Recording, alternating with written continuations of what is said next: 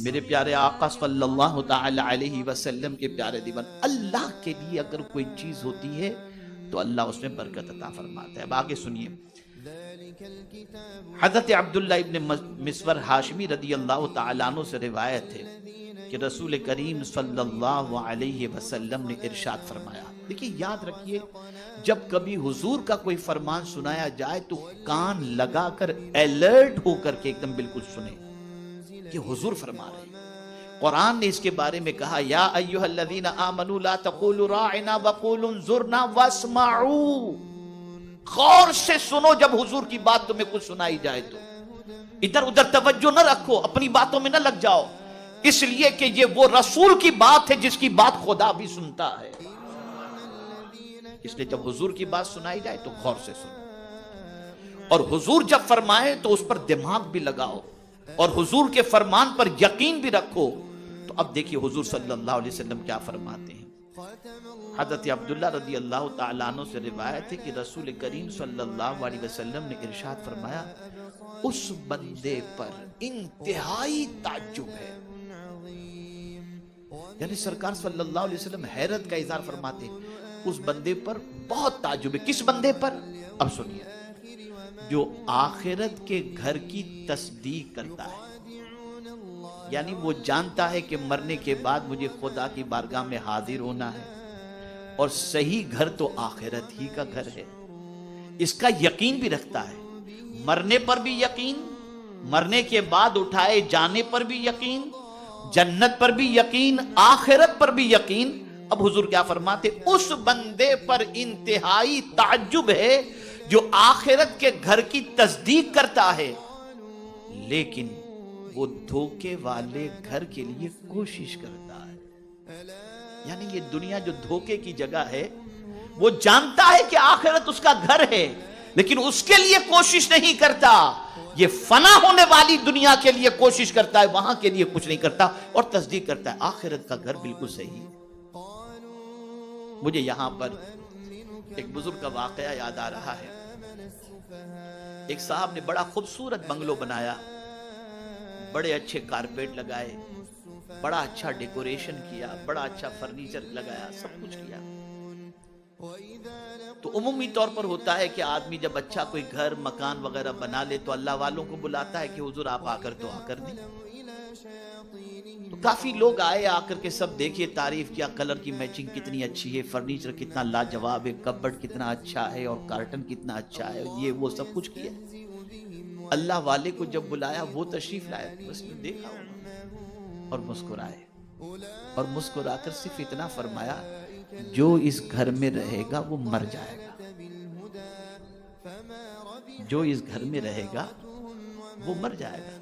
اب جس کا گھر تھا اس نے سنا تو اسے ٹینشن نہیں ہوا، پڑھا لکھا تھا، بیپاری تھا، تو کہتا ہے حضور اگر میرے گھر میں رہنے والا مر جائے گا تو فلیٹ میں رہنے والا بھی مرنے والا ہے، جھوپڑے میں رہنے والا بھی مرنے والا ہے، کوئی آب حیات پی کر تو نہیں آیا؟ کوئی ایسا بھی گھر ہے جہاں آدمی مرے نہیں؟ بھئی جھوپڑے میں جو رہتا ہے کیا وہ نہیں مرے گا؟ وہ وہاں بھی مرے گا۔ فلیٹ میں رہنے والا نہیں مرے گا، وہاں بھی مرے گا۔ تو حضور آپ جو کہہ رہے ہیں کہ جو اس گھر میں رہے گا مرے گا، تو کیا کوئی گھر ایسا بھی ہے جہاں کوئی نہ مرے؟ کہا بیٹا میں یہی تو چاہتا تھا کہ تو سوال مجھ سے پوچھ تاکہ اس گھر کا پتہ بتاؤں، تاکہ میں تجھے اس گھر کا پتہ بتاؤں۔ کہا حضور وہ کون سا گھر ہے؟ کہا وہ آخرت کا گھر ہے۔ وَأَنَّ الدَّارَ الْآخِرَةَ لَهِيَ الْحَيَوَانِ، آخرت کا گھر وہ گھر ہے جہاں موت ہے ہی نہیں، زندگی ہی زندگی ہے، زندگی ہی زندگی۔ اب میں آپ سے پوچھنا چاہتا ہوں، ٹیمپرری لائف کو انجوائے کرنے کے لیے، اور وہ بھی کتنا انجوائے کر سکیں گے یہ بھی، بہت سارے تو ایسے ہوتے ہیں جو گھر بناتے قدم رکھنے سے پہلے دنیا سے چلے جاتے ہیں، چلے جاتے ہیں، نہیں معلوم۔ تو اے رسول اعظم صلی اللہ تعالی علیہ وسلم کے دیوانوں، حضور صلی اللہ علیہ وسلم کا فرمانا یہ کہ بے وقوف نہ بنو، اللہ نے دماغ دیا ہے، تھوڑا سا استعمال کرو، پرماننٹ گھر تمہارا جہاں ہے وہاں کی تیاری کرو، جہاں مستقل رہنا ہے وہاں کے بارے میں غور کرو۔ تمہاری ساری تگو دو صبح سے لے کر رات اور رات سے لے کر صبح تک اسی دنیا کے لیے ہو رہی ہے. آخرت کے لیے بھی تو کچھ کرو, آخرت کے لیے بھی تو کچھ کرو. اور یہاں ایک بڑی پیاری بات میں آپ کی سماعتوں کے حوالے کروں.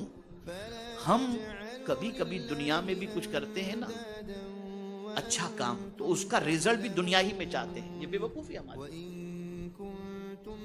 اب اس کو ایگزامپل کے ذریعے سمجھاؤں کہ یار چلو اللہ کے نام پہ 1 دے دو 10 مل جائے گا. ہم دنیا میں ہی چاہتے ہیں. میں تو بہت سارے ایسے لوگوں کو بھی جانتا ہوں جو کہتے ہیں کہ یار 5 دن کی تکلیف سے گناہ معاف ہوتے ہیں اور مال میں برکت ہوتی ہو تو 5 دن میدان عرفات اور مینا کی تکلیف برداشت کر لینا چاہیے, مال بھی ملے گا اور گناہ بھی معاف ہو جائیں گے. اس لیے کہ حضور نے فرمایا حج کرو اور مالدار ہو جاؤ. وہاں بھی دنیا,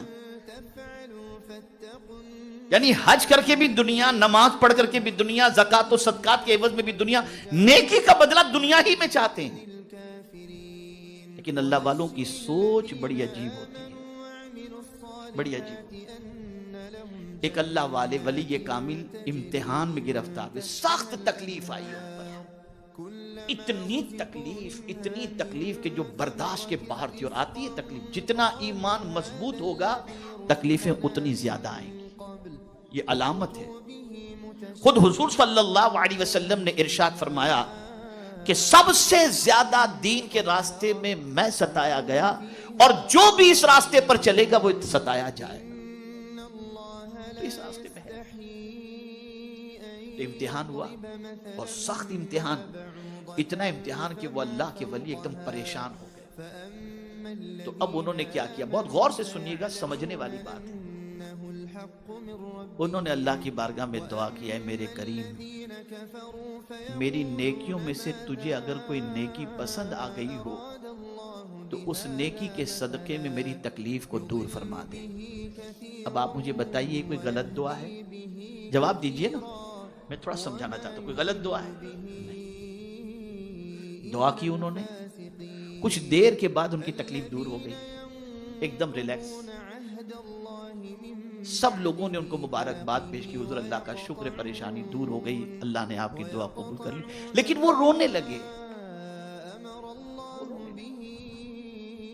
لوگوں نے کہا حضور آپ رو رہے ہیں, اللہ نے پریشانی دور کر دی, تو یہ تو رونے کا وقت نہیں, اللہ کا شکر ادا کرنا چاہیے, مسکرانا چاہیے, ٹینشن لیس. اللہ نے فرما دیا, کہا یہی تو رونے کا وقت ہے.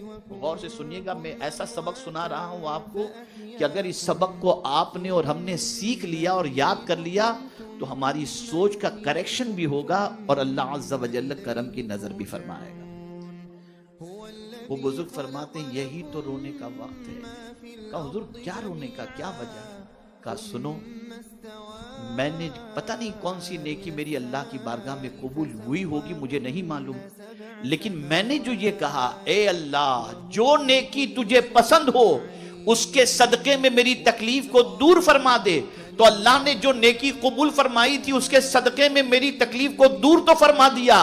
اب اگر قیامت میں اللہ فرمائے تیری نیکی کا بدلہ یہاں تو کچھ بھی نہیں, دنیا میں مل گیا, تو آخرت میں میرا کیا ہوگا؟ آخرت میں میرا کیا ہوگا؟ یہ اللہ والوں کی سوچ ہے. ہم سب کچھ اسی دنیا میں چاہتے ہیں اور اسی دنیا کے لیے چاہتے ہیں, ہماری نظر آخرت سے اوجھل ہو گئی. یہ کھیل تماشے کی زندگی ہے, بڑے بڑے آئے چلے گئے, دنیا میں کوئی باقی رہنے والا نہیں, سب جانے والے ہیں. اور آنے اور جانے کی سچویشن سیملر, ایک دم سیملر. آیا تب بھی غسل کرنے کی طاقت نہیں, کوئی اسے نہلاتا ہے, اور گیا تب بھی غسل کرنے کی طاقت نہیں, کوئی دوسرا اسے نہلاتا ہے. آتے وقت بھی نہلایا گیا اور جاتے وقت بھی نہلایا گیا. اپنے وجود پر گھمنڈ نہ کرو, تم اتنے محتاج ہو کہ اپنے سے غسل بھی تم نہیں کر سکتے. نہ آئے تب کر سکتے تھے, نہ جاؤ گے تب کر سکتے ہو. بلکہ میں ابھی کل ہی کی ایک بات میں آپ کو سناؤں. ایک علاقے کا بادشاہ آپ کہہ سکتے ہیں, ارب پتی کہہ سکتے ہیں, وہ اتفاق سے سیر و تفریح کے لیے میں بھی کبھی زامبیا ادھر ادھر میں جاتا ہوں تو جب جاتا ہوں فارم ہاؤس کے اندر تو ایک دم سناٹا ہوتا ہے.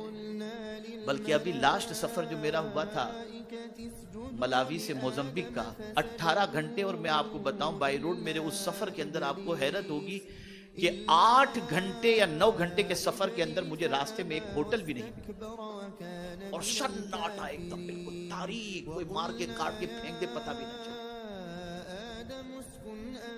تو ایک ایسا ہی پکنک اسپورٹ تھا. ایک صاحب گئے جو ملینر بلینر تھے، غسل کرنے کے لیے تالاب کے اندر انہوں نے ایسے چلا گئے مر گئے.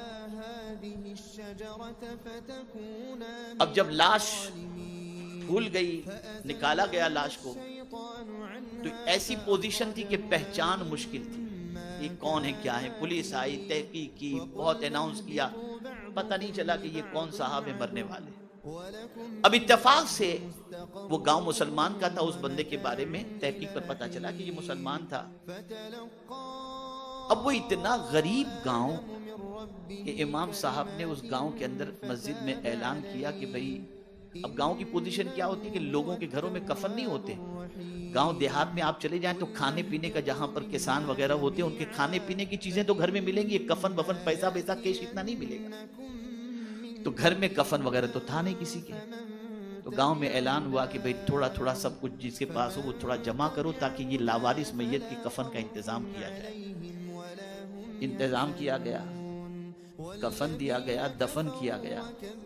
بعد میں تحقیق پر پتہ چلا یہ فلاں گاؤں کا کروڑ پتی تھا، لیکن آ گیا تھا یہاں پکنک پر اور مر گیا.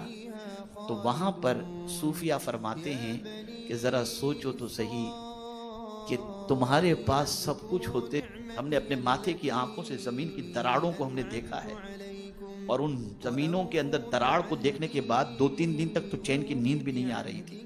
اور ہم نے ریلیف کیمپ کے اندر یہ ہے کہ تم یہاں کی جتنی فکر کرتے ہو اس سے زیادہ تم آخرت کی فکر کرو. یہاں کل کیا ہوگا نہیں معلوم، یہاں کیسے حالات، آخرت میں سچویشن یہ ہوگی کہ قرآن کہتا یود المجرم لو یفتدی من عذاب یومئذ ببنیہ. قیامت کے دن سچویشن اتنی خراب ہوگی کہ باپ بیٹے سے بھاگے گا، ماں بیٹی سے، دوست سے بھاگے گا. اور یہ سچویشن ہوگی کہ ماں کہے گی اپنے بیٹے کے بارے میں اللہ کی بارگاہ میں، میرے مولا اس سے میرے بیٹے کو جہنم میں ڈال دے لیکن مجھے جنت میں ڈال دے. یہ سچویشن اس دنیا کی تیاری میں لگے، جہاں رہنا ہی نہیں، پرماننٹ رہنے آئے نہیں ہے. باڈی گارڈ رکھو، سیکیورٹی گارڈ رکھو، بلیٹ پروف جیکٹ پہنو، بلیٹ پروف گاڑیاں میں رہو، کچھ بھی کر لو، جان نہ ضرور. تو یہ دنیا کھیل تماشا ہے. اب آگے اور سماعت فرمائیں. آپ کہیں گے کہ مولانا آپ دنیا نہیں کرنا چاہیے، تو یہ دنیا میں اللہ نے پیدا کیا ہے تو کچھ تو دنیا چاہیے نا، اس کے بغیر کیا کریں گے آپ؟ کھانا چاہیے. اب مسجد ہے، اللہ کا گھر ہے، گرمی شدید ہے تو ایئر کنڈیشن چاہیے، ایئر کنڈیشن چاہیے تو پیسہ بھی تو چاہیے. اب اس کو حضرت ذوالنون مصری علیہ الرحمہ نے اس کی وضاحت فرمائی. حضرت ذوالنون مصری رضی اللہ تعالیٰ عنہ فرماتے ہیں اپنے مریدوں سے، اے مریدین کے گروہ، دنیا طلب نہ کرو، اور اگر طلب کرو تو اس سے محبت نہ کرو. یہاں سے صرف زادے راہ لو کیونکہ آرام گاہ تو اور ہے. یہ آرام کی جگہ نہیں ہے، آرام کی جگہ تو جنت کی ہے. اب دیکھیں نا، میں تھوڑا سا اس کو سمجھاؤں.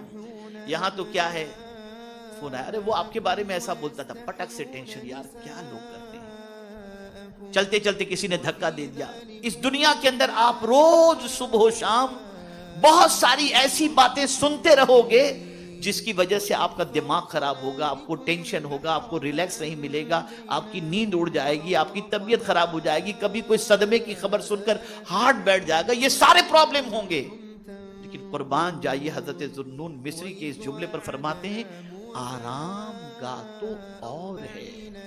یعنی تو اگر یہ سوچتا ہے کہ دنیا میں آرام ملے تو نہیں، آج تجھے ایسا گھر بتاتے ہیں جہاں نہ کوئی بری بات سنے گا، نہ ٹینشن ہوگا، نہ کمانا ہوگا، نہ محنت کرنی ہوگی، نہ عبادت کرنی ہوگی، وہاں تو صرف آرام ہی آرام کرنا ہے، اور وہ جگہ ہے آخرت کا گھر۔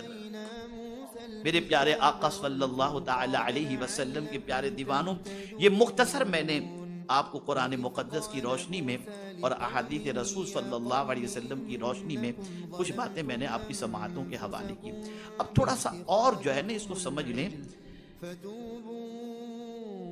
کہ اس دنیا کے حوالے سے یہ بھی ذہن میں رکھنا چاہیے کہ دنیا کے حوالے سے سرکار صلی اللہ علیہ وسلم نے فرمایا کہ جو کچھ اس دنیا میں ہے سب ملعون ہے مگر یہ کہ اللہ کے لیے اگر کوئی چیز ہے۔ ایک اور حدیث شریف میں حضور صلی اللہ علیہ وسلم نے فرمایا کہ جو کچھ دنیا میں ہے سب ملعون مگر اللہ کا ذکر۔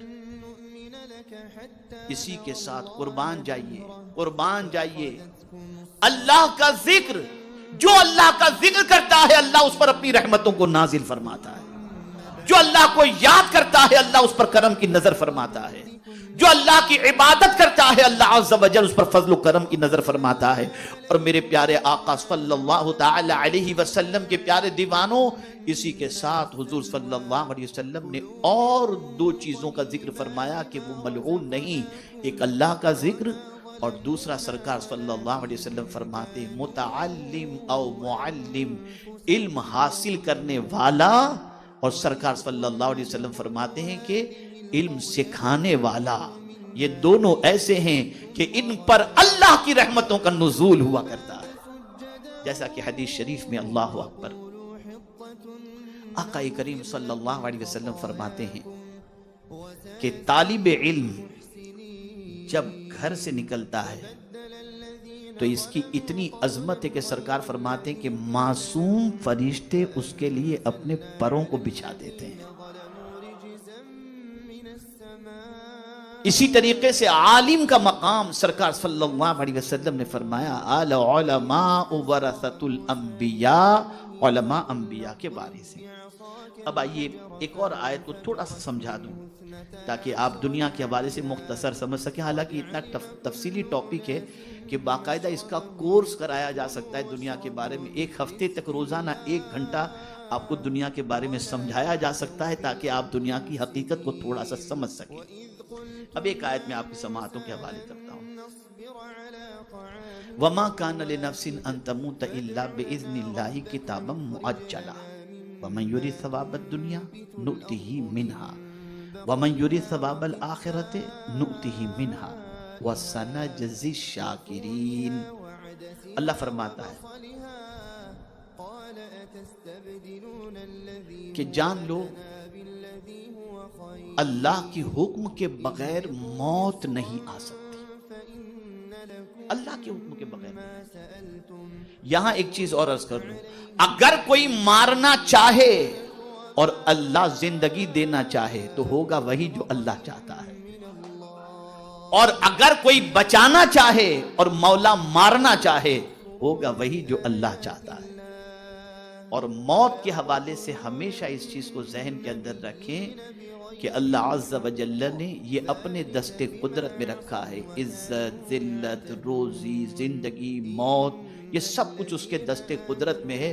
وہ جب چاہتا ہے بندے کو پیدا فرماتا ہے اور جب چاہتا ہے بندے کو اپنی بارگاہ میں بلا لیتا ہے۔ تو موت اللہ کی اجازت کے بغیر نہیں آتی۔ اب یہاں ایک انبیاء کی شان بتا دوں، انبیاء کی شان، نہ آپ کی روح قبض کرنے سے پہلے فرشتہ آپ سے پوچھے گا، نہ میری روح قبض کرنے سے پہلے فرشتہ مجھ سے پوچھے گا کہ بھئی جانا چاہتے ہو کہ رہنا چاہتے ہو، نہیں پوچھے گا۔ جب وقت آیا ہماری روح پرواز کر جائے گی، ہم چلے جائیں گے، موت کا فرشتہ آئے گا، روح قبض کر کے چلا جائے گا۔ لیکن آپ کو معلوم ہے روح قبض کرنے سے پہلے فرشتہ کیا کرتا ہے، کہاں کہاں سے آتے ہیں، کون کون سے فرشتے آتے ہیں، بتاؤں گا تو آپ کی عقل دنگ رہ جائے گی۔ جو بندہ موت کے قریب پہنچ جاتا ہے تو دائیں جانب سے سب سے پہلے روزی کا فرشتہ آتا ہے، رزق کا، اور آ کر کے اس بندے سے کہتا ہے اے بندے میں نے پوری دنیا کا چکر لگا لیا اور تیرے حصے کی روزی میں نے تلاش کی کہ ہے کہیں، تو تیرے حصے کی روزی ختم ہو چکی ہے، اب تیرے حصے کی روزی دنیا کے اندر نہیں۔ پھر وہ چلا جاتا ہے، دوسرا فرشتہ آتا ہے، اور دوسرا فرشتہ آ کر کے کہتا ہے میں نے پوری دنیا کا چکر لگایا کہ تیرے حصے کا پانی کہیں ہو تو میں تجھے پیش کروں، لیکن میں نے پوری دنیا کا چکر لگا لیا، تیرے حصے کا پانی کا ایک قطرہ بھی اب دنیا کے اندر نہیں۔ اس طرح سے فرشتے پوری دنیا میں رزق ڈھونڈتے ہیں، پانی ڈھونڈتے ہیں، اور جب کہیں نہیں ملتا پھر آخر میں روح قبض کرنے والا فرشتہ آ کر کے کہتا ہے کہ اب تیری زندگی کی آخری سانس بھی ختم، اب چل خدا کی بارگاہ کے اندر۔ یہاں سے یہ بات سمجھ میں آئی، انسان جب تک کہ اپنے حصے کی روزی نہیں مکمل کرے گا اسے موت واقع نہیں ہوگی۔ اور مجھے یہاں پر غوث پاک کا ایک قول یاد آ رہا ہے، سیدنا غوث الثقلین رضی اللہ المولا تبارک و تعالیٰ عنہ فرماتے ہیں، اے روزی کے لیے در در بھٹکنے والے، تو جتنا روزی تلاش نہیں کرتا اس سے زیادہ روزی تجھے تلاش کر رہی ہے، تجھے تلاش اس سے زیادہ روزی، اس لیے کہ تو روزی لیے بغیر مر ہی نہیں سکتا۔ تیرے حصے کی روزی جب تک تیرے پاس